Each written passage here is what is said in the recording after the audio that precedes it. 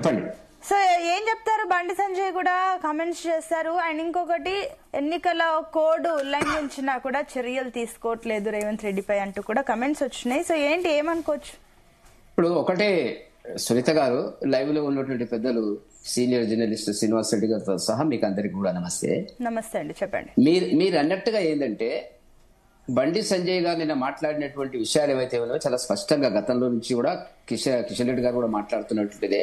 బండి సంజయ్ గారు మాట్లాడిన తర్వాత కొంత హైలైట్ అయింది. ఆయన భాష, ఆయనకు ఉండేటువంటి ఆవేశము, వాటన్నిటి కూడా ప్రజల్లోకి చొచ్చుకొని పోయేటువంటి పద్ధతి. కాబట్టి మనం ఇవాళ మాట్లాడుకునేటువంటి ఒక సందర్భం ఏర్పడ్డదని నేను భావిస్తున్నాను. జూబ్లీ హిల్స్ లో ఇప్పుడు జరుగుతున్నది ఏంది? కాంగ్రెస్ వాళ్ళు ఒకవైపున చెప్పుకుంటున్నారు మేమే అభివృద్ధి చేసినామని, బీఆర్ఎస్ పార్టీ అంతకంటే ఎక్కువ చెప్పుకుంటుంది. కాంగ్రెస్ 55 ఏళ్ల పాలన, ఈ 22 ఏళ్ల పాలనలో ఏం జరిగిందో అనేటువంటి దాని గురించి ఒకరి మీద ఒకరు చెప్పుకుంటున్నారు. సునీత గారు, నేను అడుగుతున్న ప్రశ్న ఏంటంటే, ఇన్నేళ్లుగా పాలించినటువంటి వాళ్ళు ఒకరి మీద పాలించినారు. మాకంటే అవకాశం రాలేదు తెలంగాణలో, మేము దాని గురించి లేదు. సెంట్రల్ స్కీమ్స్ రకరకాలుగా కిషన్ రెడ్డి గారు 80 కమ్యూనిటీ హాల్స్, డ్రైనేజ్, ఆయన వారానికి ఒకసారి ఆ ఏరియాలో తిరగడం జరుగుతుంది. ఏ పార్లమెంట్ సభ్యుడు కూడా తిరగడు. అసద్దీన్ ఓవైసీ కూడా హైదరాబాద్ సిటీలో తిరగడు. అసద్దీన్ ఓవైసీ కాదు, మజ్లిస్ పార్టీ ఎమ్మెల్యేలు ఏ రోడ్డు మీద కూడా కనపడరు. నేను అదే ప్రాంతంలో ఉంటా, అదే హైదరాబాద్ లోకసభ స్థానంలో ఉంటా. 35 ఏళ్ల నుంచి ఒక్కనాడు కూడా ఒక ఎమ్మెల్యే వాళ్ళు ప్రజల్లోకి రారు. సరే, వాళ్ళు కాంగ్రెస్ కు మిత్రులు, అది వేరే సంగతి, నేను భావించడం లేదు. ఇప్పుడు ఇక్కడ వచ్చిన సమస్య ఏంటంటే, రెండు పార్టీలు కూడా మేము అభివృద్ధి చేసినాము అంటుంటే ప్రజలు ఏమంటున్నారు? ఏం అభివృద్ధి చేసినా చెప్తున్నారు. నేను చాలా ప్రాంతాలు తిరుగుతున్నాను, మధ్యలో హై టెన్షన్ ట్రాన్స్ఫార్మర్స్ కనపడుతున్నాయి. ఏది? బోరబండ ప్రాంతం లోపల. ఇది అభివృద్ధి? ఇక్కడ అక్కడ డోర్లు ఉంటాయి, ఆ పక్క ఈ పక్క జనం మూవ్ అవుతుంటారు. ఇక్కడి నుంచి ఒక వెహికల్ పోతే అక్కడి నుంచి ఆ పక్క నుంచి ఒక వెహికల్ రాలేనటువంటి పరిస్థితి లోపల అభివృద్ధి గురించి మాట్లాడుతున్నారు. కాంగ్రెస్ వాళ్ళు మాట్లాడుతున్నారు, బీఆర్ఎస్ పార్టీ మాట్లాడుతున్నటువంటి. ఇంకా మేము ఎన్నికైతే ఏమో చేస్తామంటున్నారు. మీకు అవకాశాలు వచ్చినాయి కదా, ఏళ్ల తరబడి అవకాశాలు వచ్చినాయి కదా. ఆ పేదరికం, ఆ మురికి కుంప, అక్కడ ఉండే పరిస్థితులు, ఆ జీవనం, ఆ పేదల వాళ్ళ జీవనం ఎంత దారుణంగా ఉందో అనేటువంటిది స్పష్టంగా ఈ రెండు పార్టీల యొక్క, కాంగ్రెస్ బీఆర్ఎస్ పార్టీల యొక్క పుణ్యము అని చెప్పి ప్రజలు భావిస్తున్నటువంటిది. కాబట్టి ఇవాళ మోదీ గారి వైపు, స్వచ్ఛ భారత్ మోదీ గారి వైపు దేశం మొత్తం చూస్తుంది, హైదరాబాద్ చూస్తుంది. హైదరాబాద్ లో ఉండేటువంటి అన్ని రకాల ప్రజలు, కుల మతాలకు అతీతంగా, చాలా మంది ఏమనుకుంటారంటే ముస్లింలంతా కూడా బీజేపీకి వ్యతిరేకంగా ఇస్తుంది. మేము ముస్లింలకు వ్యతిరేకం కాదు, మతపరమైన మజ్లిస్ పార్టీకి వ్యతిరేకము.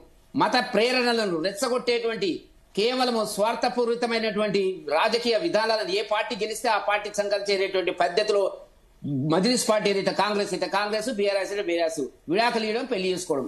కాబట్టి ఇవాళ మహిళల్లో అక్కడ మేము గమనిస్తున్నటువంటిది, మహిళల్లో చాలా మార్పు వచ్చింది. ట్రిపుల్ తలాక్ కు సంబంధించి మహిళలు 1% ఆఫ్ ఓట్లు మాకు వస్తాయని చెప్పి మాకు నమ్మకం ఉన్నటువంటి పరిస్థితి. మోదీ గారు ఇప్పుడు మీరు అంటున్నట్లు వెంకటరెడ్డి గారు, ఒకటి సరే, ఆ బీఆర్ఎస్ కానీ కాంగ్రెస్ కానీ అభివృద్ధి గురించి మాట్లాడుకుంటున్నారా? సరే, వాటి గురించి మేం చేస్తామని సరే, అది వినడానికి వినసొంపుగానే ఉంది. కానీ మతపరమైన మాటలు మాట్లాడడం ఎంతవరకు కరెక్ట్? అండ్ ఇంకొకటి, మతపరంగా చురకలు అంటించడం, అది కూడా బండి సంజయ్. సరే, మేముంటే ఇది డెవలప్ చేస్తాం, అది డెవలప్ చేస్తామని చెప్పడం బాగుంటుండే. కానీ సరే, రేవంత్ రెడ్డి అన్నారని అంటే దానికి తగ్గట్టుగా కూడా బండి సంజయ్ కూడా రియాక్ట్ అయ్యాడు కదా. కావాలి కదా, మతపరమైనటువంటి విధానాలను అవలంబించేది. గత 75 సంవత్సరాలుగా కాంగ్రెస్ పార్టీ ఒక మతాన్ని సంతుష్టీకరణ చేయడము, వాళ్ళకు ఉండేటువంటి లక్షణం అది. నెహ్రూ గారి దగ్గర నుంచి వచ్చినటువంటి దురదృష్టకరమైనది.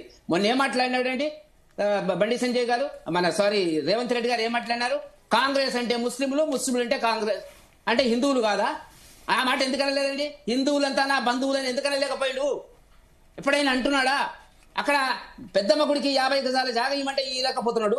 మరి అక్కడ దేనికి కబ్రస్థాన్కు సంబంధించినటువంటి నిర్ణయాలు, జాగాలు ఇచ్చేటువంటి, విలువైన జాగాలు ఇచ్చేటువంటి పరిస్థితుల వల్ల. కాబట్టి కాంగ్రెస్ ఎన్నడూ కూడా ఒక ముస్లింలను వెంటేసుకుని వాళ్ళ యొక్క సమస్యల మీద మాట్లాడుతుంది తప్ప 80% ఉన్నటువంటి హిందువుల గురించి మాట్లాడాలి ఎందుకని మేము అడుగుతున్నాం. ఇవాళ మేము మోదీ గారు వచ్చిన తర్వాత దేశంలో ఒక స్వేచ్ఛ మాకు లభించింది. మేము హిందూ అని చెప్పుకునేటువంటి స్వేచ్ఛ లభించింది. ఇంతకాలం సెక్యులరిజం అనేటువంటి సూడో సెక్యులరిజాన్ని దేశంలో అమలు చేస్తున్నటువంటి కాంగ్రెస్ పార్టీకి 3 రాష్ట్రాలకు పరిమితం చేసిన ప్రజలు. కారణం ఏందో ఆలోచించుకోవాలా.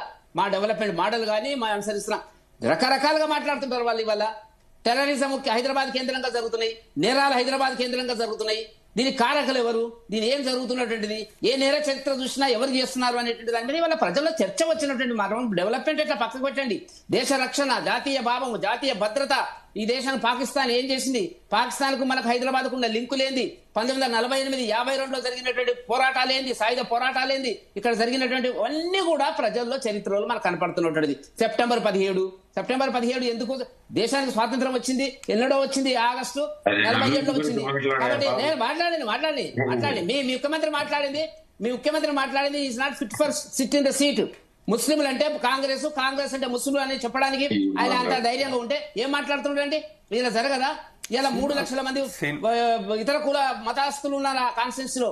1,00,000 ఉన్నటువంటి ముస్లింలను దృష్టిలో పెట్టుకుని, ముస్లింలంతా మేము వ్యతిరేకం కాదు, కేవలం మజ్లిస్ క్యాండిడేట్ కు బుర్కా కప్పి కాంగ్రెస్ జెండా కప్పి చేసేసి ఇలా పోటీ నిలబెట్టినటువంటి పార్టీ పరిస్థితి ఇవాళ ఆ ఓవైసీ బ్రదర్స్ రావడం లేదు. ముస్లింలలో స్పష్టంగా తేడా కనపడుతుంది మేడం. కాంగ్రెస్ గెలిచే పరిస్థితి అక్కడ లేదు. వాళ్ళు కేవలము ముస్లిం ఓట్ల మీద ఆధారపడ్డారు. వాళ్ళు ఏమన్నా పడితే ఏమో కొన్ని ఓట్లు అక్కడ కూడా పోతున్నాయి. ఎక్కడ పోతున్నాయి? కేసీఆర్ పోతున్నాయి. ఈ రెండింటి మధ్యన పోలరైజేషన్ జరుగుతుంది. హిందూ ఓట్లలో పోలరైజేషన్ ప్రారంభించడం కాబట్టి ఇవాళ 3 రోజుల నుంచి భారతీయ జనతా పార్టీ మీద పొన్నం ప్రభాకర్ గారిని మాట్లాడుతున్నది. మమ్మల్ని మొన్నటిదాకా ఎందుకు మాట్లాడలేదండి? ఇవాళ మేము ఎదిగినాము. కాంగ్రెస్ వెలికిపోయిన తర్వాత పోటీ బీఆర్ఎస్ కు బీజేపీకి వచ్చినటువంటి పరిస్థితి వాళ్ళకి కనపడ్డది కాబట్టి రోజుకు 2 సార్లు కేబినెట్ మీటింగులు పెట్టి మాట్లాడుతున్నాడు. చాలా జాగ్రత్తగా ఉండండి, చాలా జాగ్రత్తగా. అజారుద్దీన్ తీసుకొచ్చినారు.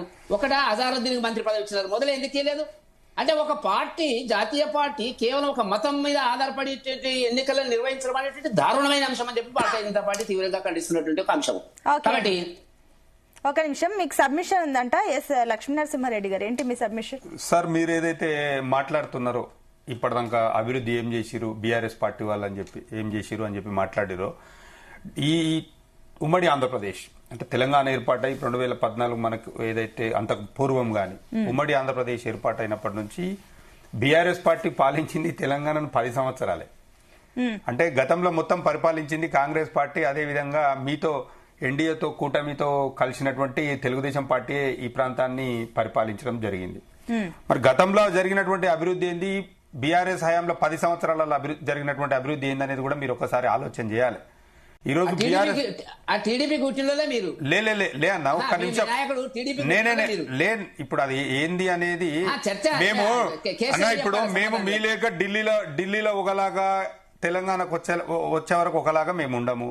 మేము ఏదున్నా గానీ స్పష్టంగా మా వైఖరి గాని మా యొక్క పద్ధతులు గాని సిద్ధాంతాలు గాని మాకు కరెక్ట్ గానే ఉంటాయి. 2013 నుంచి 2023 వరకు తెలంగాణలో ఏదైతే జూబ్లీహిల్స్ నియోజకవర్గం ఉందో దాదాపు 5,763 కోట్ల అభివృద్ధి పనులు చేసిన మాట వాస్తవం కాదా? అది మీరు చూడలేదా?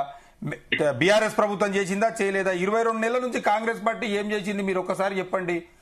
ఇలా దాదాపు ఒక 2,463 కోట్లు పెట్టి ఇలా ట్రాన్స్పోర్టేషన్ సిస్టమ్ ఏదైతే మెట్రో స్టేషన్ గానీ మెట్రో రైల్ సిస్టమ్ గానీ అదేవిధంగా ఒక్క నిమిషం సోదరా, నేను మాట్లాడినప్పుడు మీరు మాట్లాడొద్దు. మీకు కూడా అవకాశం వస్తుంది కదా. మీకు రోడ్లు గానీ పబ్లిక్ ట్రాన్స్పోర్టేషన్ మీద ఖర్చు పెట్టినటువంటి మాట వాస్తవం కాదా? ఇవాళ పవర్ సప్లై మీద ఖర్చు పెట్టినటువంటి మాట వాస్తవం కాదా? వెల్ఫేర్ ప్రోగ్రామ్స్ చేసింది ఇవాళ దాదాపు 700 కోట్ల రూపాయలు ఈ రోజు పెన్షన్స్ రూపంలో ఇచ్చినటువంటి మాట వాస్తవం కాదా? 200 రూపాయలు ఉన్నటువంటి పెన్షన్ ని 2,000 రూపాయలు చేసినటువంటి ప్రభుత్వం కేసీఆర్ ప్రభుత్వం కాదా? ఈ రోజు బోరబండ రిజర్వాయర్ కట్టింది.